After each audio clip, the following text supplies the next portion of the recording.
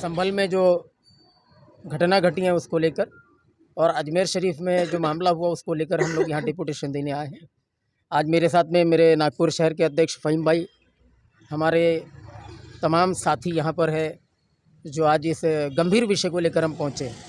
मसला ऐसा है कि धार्मिक एक्ट 1991 होने के बावजूद भी संभल में जो 19 नवंबर को जो घटना घटी है उस घटना को लेकर हम लोग यहाँ इकट्ठा हुए, इसका निवेदन हमने दिया है और पूरे देश में ये मामला चल रहा है, सभी देश इसे देख रहा है, मीडिया में बात फैल चुकी है। हमारे लिए बड़ी दुखद ऐसी घटना है कि संभल में जो मामला हुआ, एक दिक्कत की बात ऐसी है कि यूपी में जो उपचुनाव चल रहा था उस उपचुनाव को लेकर और वहाँ के यूपी के लोगों को डाइवर्ट करने के उद्देश्य से इन्होंने 19 नवंबर को ये मामले को उछाला और दिन में संभल के जज में कोर्ट में 19 नवंबर को ये मामला 1:30 बजे पेश किया गया।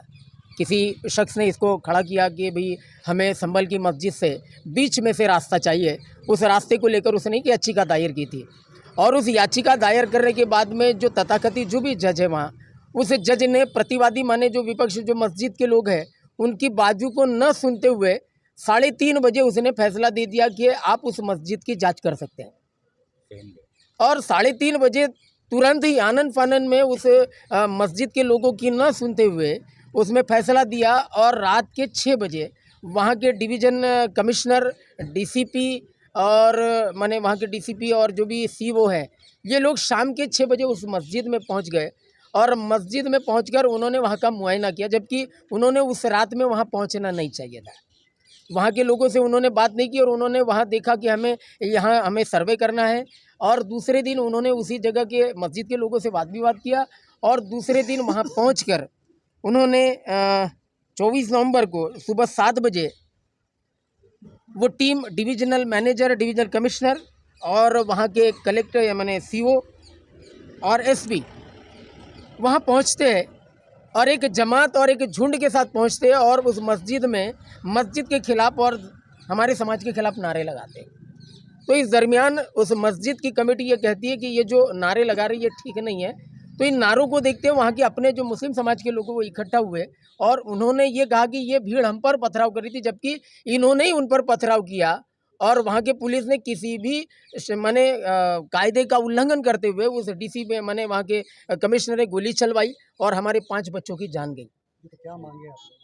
हमारी ये मांग है जी जी अजमेर शरीफ, जी क्या वो भी मुद्दा आप लोगों ने उठाया? जी, वो भी मुद्दा हमने उठाया। देखिए, ये आस्था का विषय है, हमारे भारत का ही नहीं बल्कि पूरे विश्व की जनता, विश्व के लोग उस मज़ार पर आते हैं और अपना सर झुका कर जाते हैं, उसको मानने वाले लोग हैं। आज जो लोग ये तमाशा कर रहे हैं उन तमाशा करने वाले भी लोग वहाँ चादर पहुँचाते हैं। आज जिन तथाकथित लोगों ने, देश का प्रधानमंत्री भी चादर पहुँचाता है। आज जो मोहन भागवत, आपने अगर मोहन भागवत का एक स्टेटमेंट देखा होगा तो उन्होंने कहा कि क्या ज़रूरत है कि मंदिर मस्जिदों में जाकर आप वहाँ का सर्वे करवा रहे हैं और खुदाई कर रहे हैं।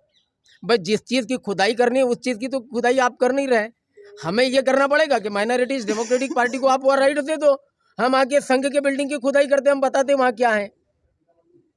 देश की सरकार आप वो दिल्ली से नहीं चला रही, यहाँ से चल रही है। क्या मांगे हैं? हमारी मांग यही है साहब कि जिन्होंने ये जातिगत तौर पर ये जो काम किया है, माने हमारा कहना है कि ये जो उत्तर प्रदेश के मुख्यमंत्री आदित्यनाथ योगी, इनके ही जाति के वो जज है, इन्हीं के जाति के वो डिविजनल कमिश्नर है, उन्हीं के जाति के सभी लोग हैं।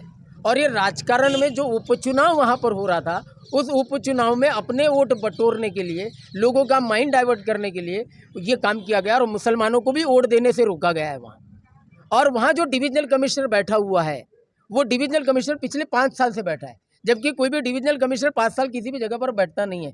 जबकि चुनाव आयोग के कई उसके ऊपर गुने दाखिल है, कई उसके ऊपर आरोप होते हुए भी वहाँ की सरकार पिछले 5 साल से उस डिविजनल कमिश्नर को संभल में डिविजनल कमिश्नर करके बनाकर बैठी हुई है। तो हमारा कहना है कि उसका तबादला हो, उन पर कार्रवाई हो और इस तरीके के काम नहीं होने चाहिए। और जो जज है, हम ये कह रहे हैं कि जिन्होंने जो नाइंसाफ़ी की है, ये जो जज है निचली अदालतें जो आजकल आए दिन जो फैसले गलत फैसले दे रही हैं, इन जजों को अंदर किया जाए, इनके ऊपर एफआईआर दर्ज हो, ये हमारी मांग है। और आए दिन यही मामले हो रहे हैं। आज देखिए, हमने देखा कि बाबरी मस्जिद के बाद ये अमन पसंद कौम है, इसने कभी भी किस देश में कभी कोई दंगा नहीं किया। और आज बहुत सारी चीज़ें आपने काशीनाथ को लेकर, आपने काशी की मस्जिद को लेकर बात की, आपने संभल की मस्जिद को लेकर बात की, आप मथुरा को लेकर बात कर रहे हैं। इसके सिवा इनके पास कोई काम नहीं है, देश के विकास की बात ये नहीं करते।